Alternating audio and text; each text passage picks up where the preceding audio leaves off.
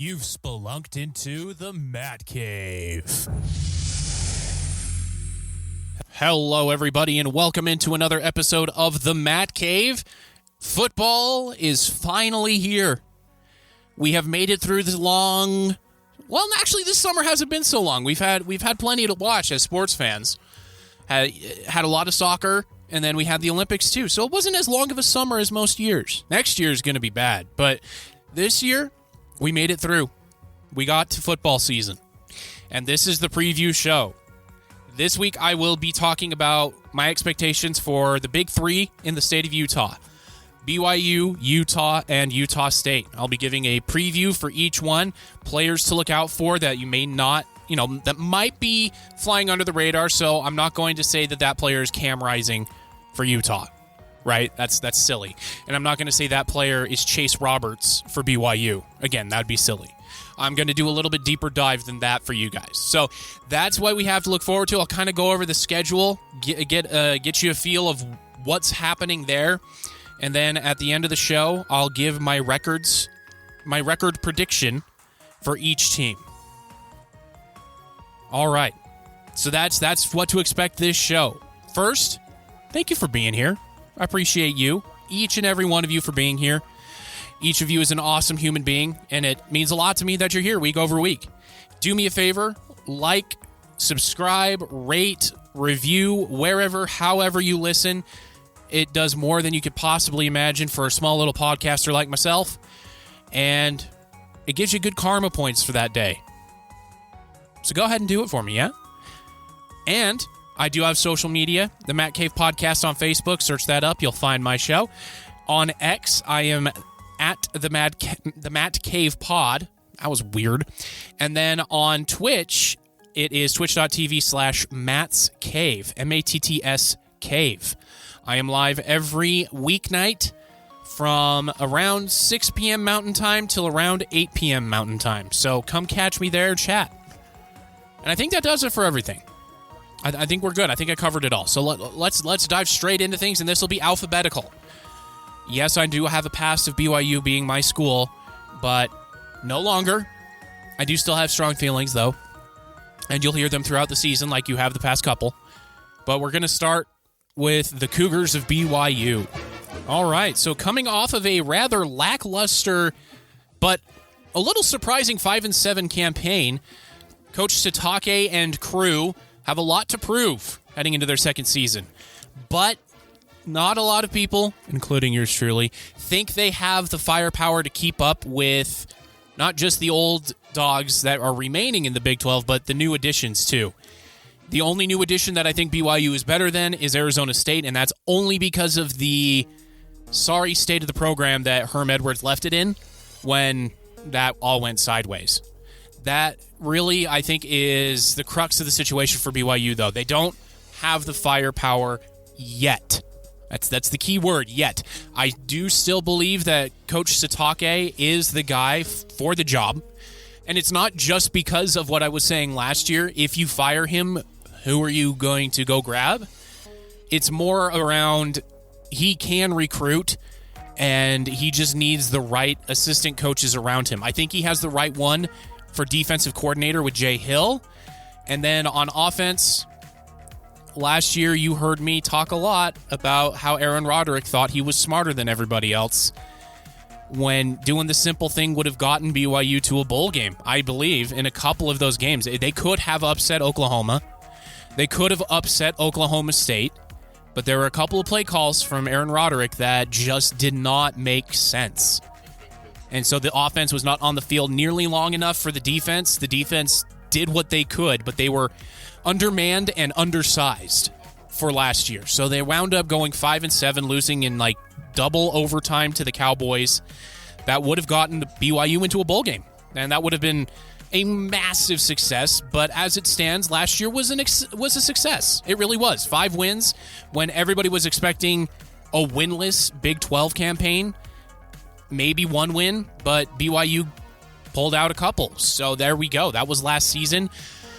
Players missing from last season, well, there's a lot. Aiden Robbins is gone. When he was healthy, you could see why I was so high on that kid. He's in the pros now. Keaton Slovis he was playing through a lot of injuries too. And that kind of boils down to what I'm going to talk about for the offensive side of the football for BYU. The offensive line has to be better. They've got a new coach. We'll see what happens there. But they have to be bigger, faster, stronger, and smarter. They just have to be better. They're moving Caleb Etienne, the Oklahoma State transfer that they got last year, over to left tackle. I think that is a good move. He has a lot of experience, and he has a lot to prove.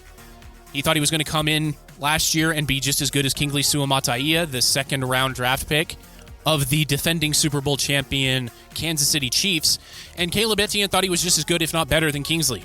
And last year, he was run over quite a bit. Like, literally run over. So this year, he has a lot to prove. He's got a fire lit under him, and, hey, he's got the opportunity now. He's going to be the blindside protector of, I hope, Gary Bohannon, the transfer from a multitude of places, but most recently South Florida, previously before that Baylor. And that's who I hope is the quarterback, not Jake Retzlaff. Jake Retzlaff did not win a game. I don't know why Cougar fans are so excited and hyped up for him. Flashback to last season, every game he started, BYU lost. Why do you want this guy starting for your team? I don't understand that. He lost every game he started. He was 0 for. Goose egg. Nothing. So I hope it's Bohannon. I really do. But the key group of players for this offense is the wide receiving core. It is the most talented I think BYU has had. BYU has had some standout receivers in the past. Cody Hoffman, Austin Collie. They have had those guys. Dax Milne. But Puka Nacua. But the talent is more spread out with this group. With guys like Cody Epps, Darius Lassiter, Chase Roberts. These guys are going to carry the offense. And I think that Keanu Hill, formerly a wide receiver, now has moved to tight end. That move is going to unlock the receiving core. Because with tight end for BYU, with the Matt Bushmans and the Isaac Rexes, even the Chad Lewises, the tight ends have always been the short to intermediate route guys. They were never a deep threat. And so the safeties could kind of just play off. They could go to the other guys. With Keanu Hill, he's a deep threat from the tight end position. So he is the guy on BYU's offense to watch. He is that's the key, the secret sauce, the ingredient the offense needs to unlock the talented wide receiving core. Obviously, everybody's going to be talking about quarterback and the offensive line. That's the nature of the beast. But I believe if Keanu Hill can really take advantage of the opportunity given to him here, I think he could become a monster. I really do. But the offensive line has to give whoever the starting quarterback will be. I sincerely hope it's Bohannon and not Retzlaff. But whoever it is, they need more time than the quarterbacks last season got. And at running back, we got LJ Martin. There's Miles Davis, who's back. He's bigger. And Hinckley Ropati, a transfer in. So these guys, it's not an off-the-bus looking group at running back, where last year with Aiden Robbins, you could tell he was a running back coming off the bus. That dude was a dude. This time, not so much. Moving over to the defensive side of the ball, this is a lot scarier for BYU. There were no transfers in and no impact recruits for the defensive line. That was in the bottom three, I think, in getting pressure on the quarterback last year. Tyler Batty is legitimate, but what happens with Tyler Batty is the rest of the defensive line was so bad last year that teams literally put 3 guys on him. They put the tackle and the guard of wherever he lined up, and then he was chipped by the running back coming out of the backfield. So Tyler Batty is that good. That's why they key so many guys onto him. But nobody else is stepping up to take advantage. And then earlier this summer, I talked about the retirement of Ben Bywater. That is a humongous blow for this team. When Ben Bywater went out against Kansas, the defense got dramatically worse. And there's not much, at least on paper, to replace him. We'll have to see who comes up. It seems like Kalani Sitake every year has a linebacker pop up that is legitimate. Whether that's, Kyle Van Noy was Bronco Mendenhall, but Fred Warner, Ben Bywater, Max Tooley, those guys, someone will pop up. I just don't know who it's going to be. If I had to guess, I would probably say Jack Kelly, the transfer in from Weber State. He played under Coach Jay Hill, when he was at the program, he knows the defense very well, and he performed as a standout for the Wildcats. So that would be my guess to be the guy. The next one that steps up would be Jack Kelly. So keep your ears open and your eyes out for Jack Kelly. In the secondary, they need to be bigger. These guys are small, teeny tiny guys. The best secondary player last year was Jacob Robinson, hands down. He's as close to a lockdown corner that BYU has had since like Steve McTire back in the late 90s. Or Ty McTire, excuse me. Like those guys, the secondary is not a weakness for the first time in a long time. And with Jacob Robinson on one side of the field, depending on the competition, you can kind of leave that side of the field alone. He gambles a lot, but I'm okay with it because last year he got a lot of interceptions. So I'm okay with that gambling nature. The rest of the secondary, though, is a problem. BYU had a problem with safeties not staying healthy. They were down to walk-ons by the end of the year. One of them played well enough to earn a scholarship. Big shout out to Ethan Slade. He earned himself a scholarship. But guys like Raider Mooney, they need to stay healthy. And that is the theme of this BYU season, is health. The record for me, personally, is not as important as seeing these guys be healthy for the majority of the season. Last year, the theme was injuries.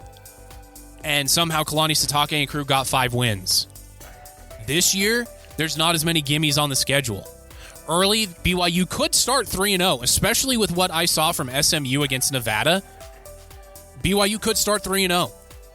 So that means you got to find 3 games in that Big 12 schedule to get a dub. Houston, maybe. I don't know. But it'll take something special, I'm going to have to say, for BYU to hit a bowl.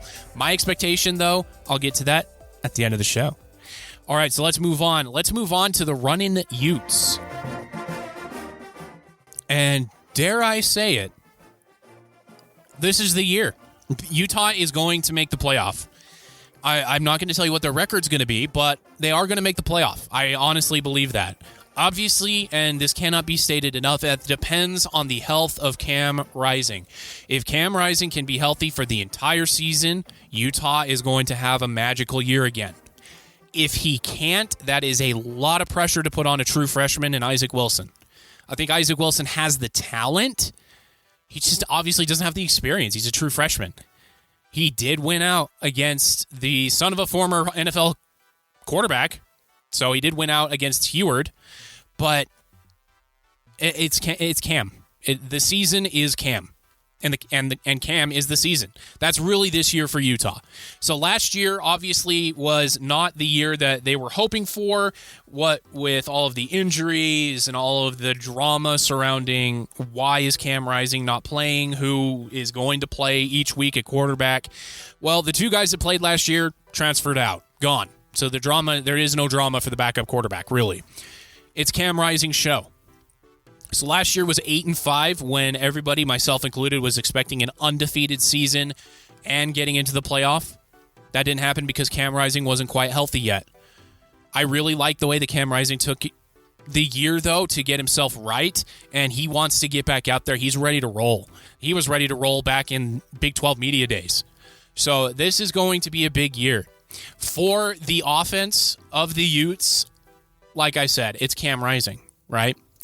But if we're looking for somebody who might be under the radar, I'm not going to say Brant Keithy. I'm not even going to say Money Parks. It's going to be Micah Pittman. Micah Pittman, if we remember last year, fumbled a couple of times and he lost the trust of Coach Whittingham. Well, he's a starter now. He's on the outside. He is the X factor. So if Utah can get a big year from their receivers, obviously Brant Keithy is going to be a big part of it, and Dallin Bentley. Utah likes to use 2 tight ends. They flex them into the backfield as sort of an H-back or fullback, but they are 2 tight ends. If any of those receivers can have a big year, and I'm not talking like 1,000 yards receiving, I'm talking like 700 to 850 yards, then this offense is going to take off. At running back, it's Micah Bernard and Jalen Glover. Those are the guys who are going to be toting the rock, and the offensive line is full of studs. From Caleb Lomu to Spencer Fano on the outside, like these guys, you don't have to worry about Utah's offensive line. I guarantee it. So, yeah, if Micah Pittman can do what he is capable of doing, and he can keep Kyle Whittingham's and Andy Ludwig's trust, this offense can really soar, especially in a wide-open Big 12, where the defenses in the Big 12 are nothing like the defenses in the Pac-12. Like, it's wide-open football a lot of the time. Even BYU fans can kind of attest to that from last season. Micah Pittman is your guy. On defense, there is some stuff to replace.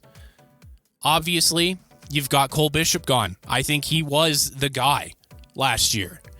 You also have the do-everything Mr. Man who went to the Lions, Sione Vaki. He is now with Coach Dan Campbell up in Detroit, and so they don't really need to replace him, but he was this spark that they needed.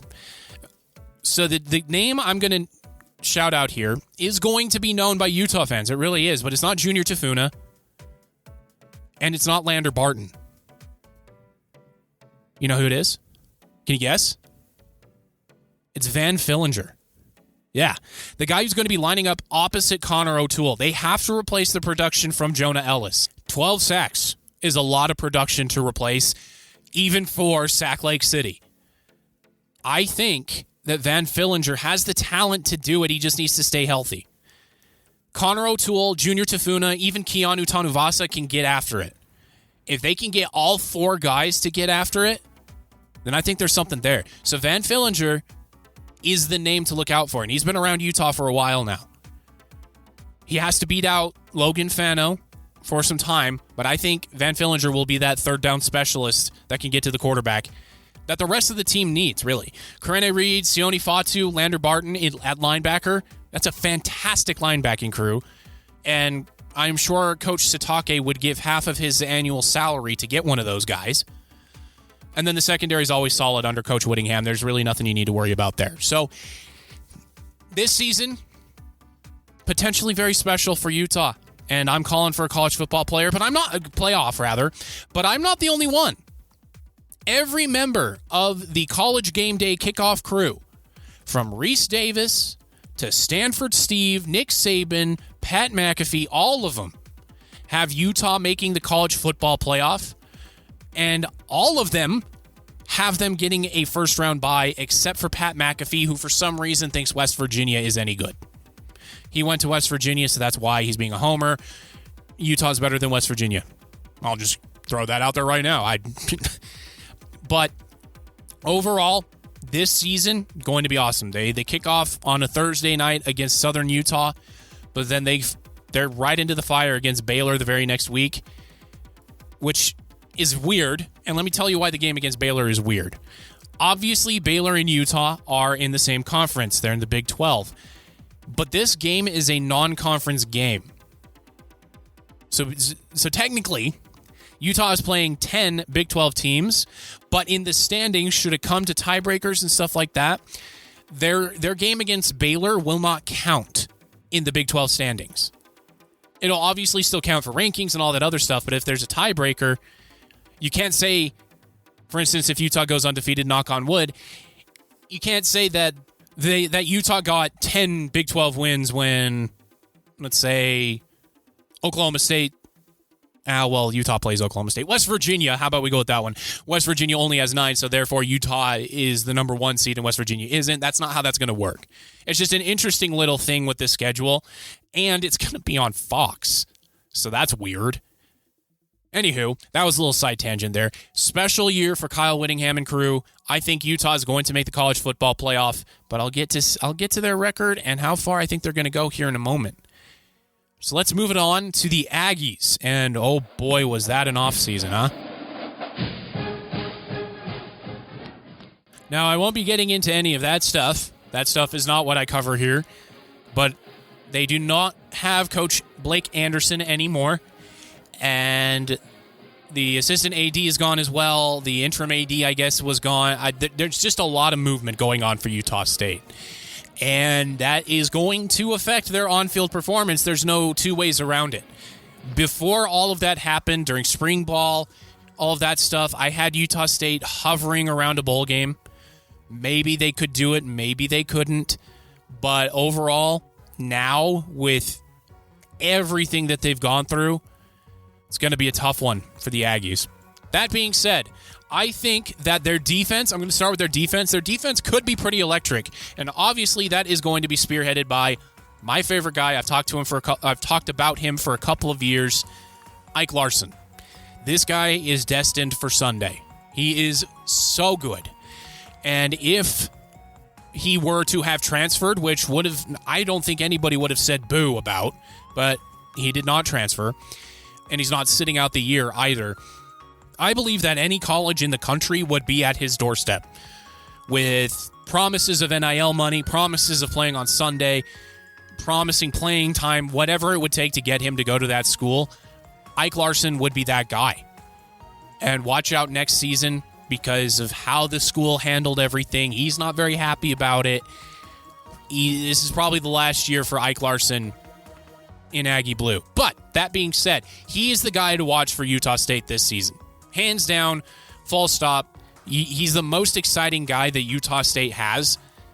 And that's saying something because their running back, Robert Briggs, a little lightning bolt of a guy, he's very exciting too. He did not win the starting running back position for the Aggies, but he is going to be a very key component of what they do.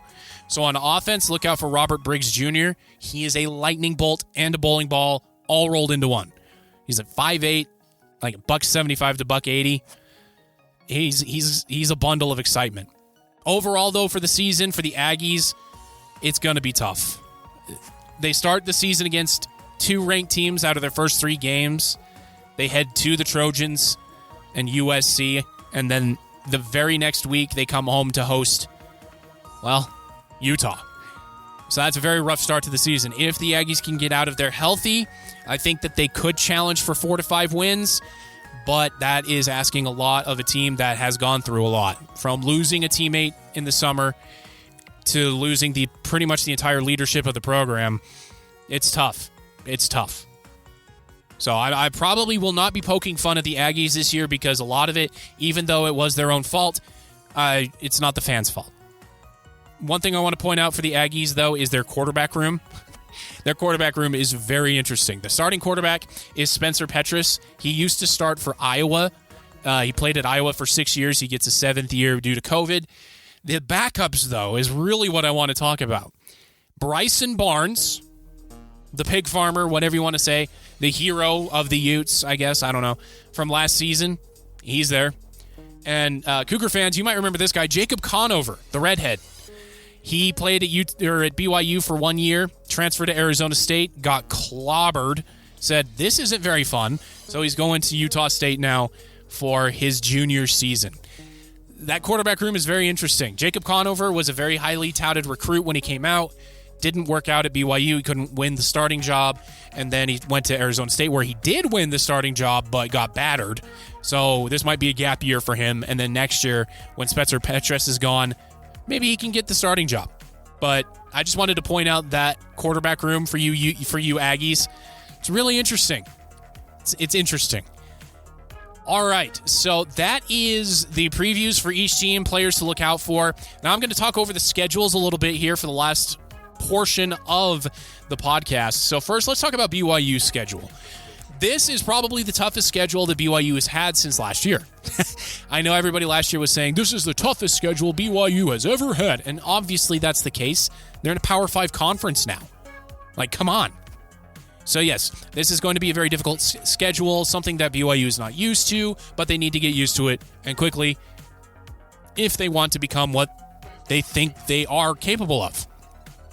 A lot of BYU fans say there's a national television audience for them. There's international recruits and national recruiting to be done.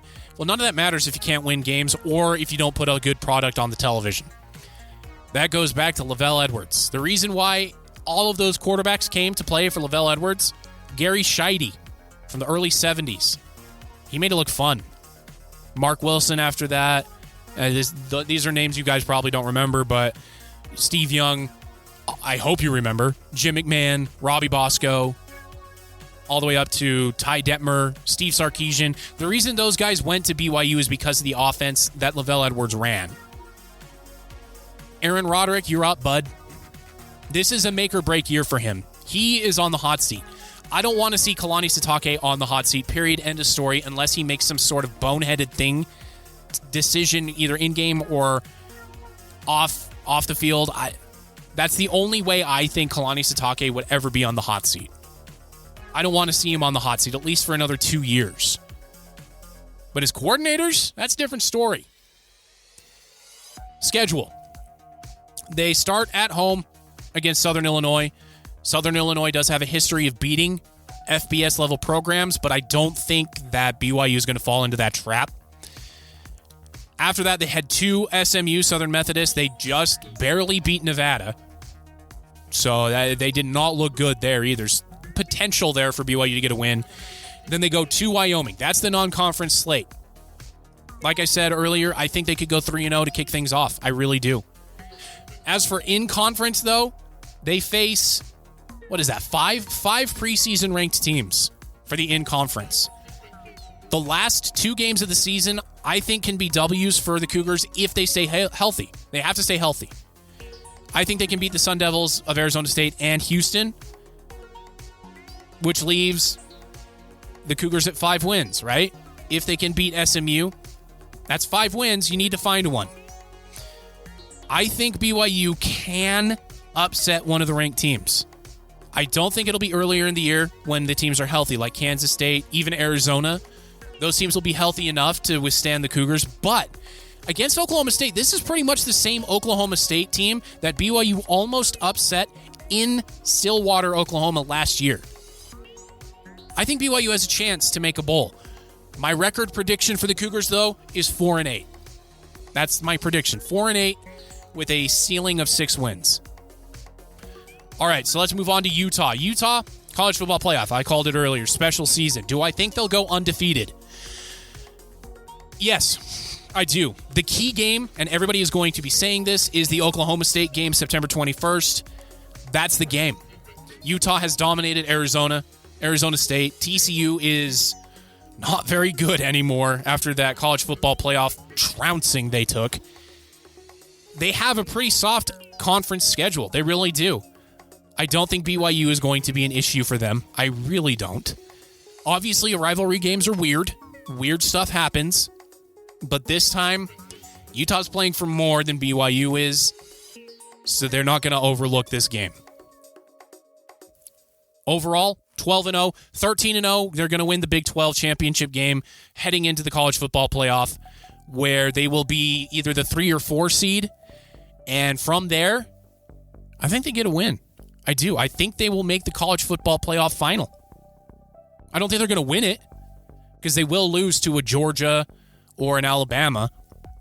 But like I said, special year. So I am calling for a college football playoff final appearance for Kyle Whittingham and company.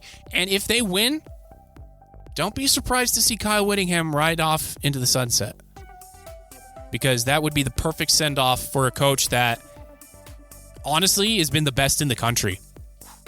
There's not really any other way around it. He does not have the resources of these SEC coaches.